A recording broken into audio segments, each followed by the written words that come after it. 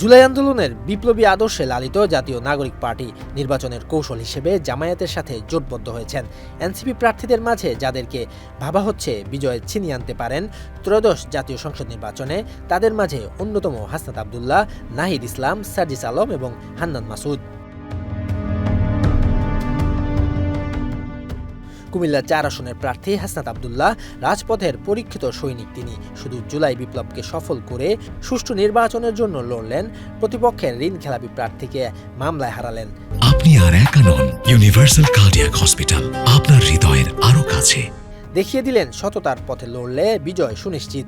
যেখানে ঋণ খেলাপি প্রার্থীর ছড়াছড়ি, সেখানে এই অবৈধ প্রার্থীকে সুযোগই দিলেন না এই জুলাই যোদ্ধা।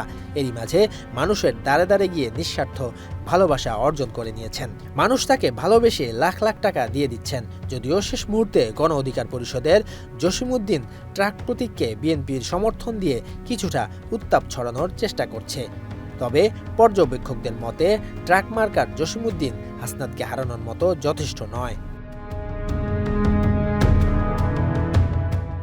ঢাকা ৭ আসনে এনসিপির আহ্বায়ক নাহিদ ইসলাম জুলাই আন্দোলনের প্রথম সারির সমন্বয়ক।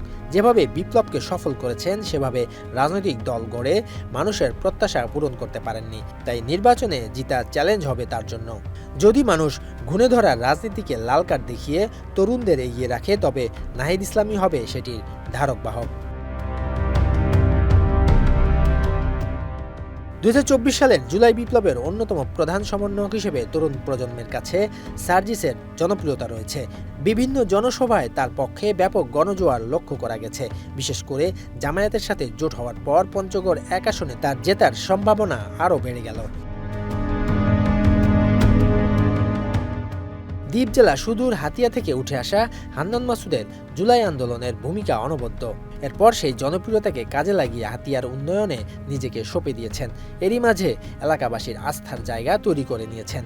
গত ১০ মাসে প্রশাসনের সাথে সমন্বয় করে হাতিয়ার বিভিন্ন ঝুঁকিপূর্ণ এলাকায় ৫.৫ কিলোমিটারেরও বেশি এলাকায় জিও ব্যাগ ফেলার কাজ সম্পন্ন করেছেন তিনি। এছাড়া চাঁদাবাজি বন্ধ এবং ভূমিদস্যুদের হাত থেকে জমি উদ্ধার করেছেন বলে জানিয়েছেন এলাকাবাসী। শরীয়তুল্লাহ, বৈশাখী সংবাদ।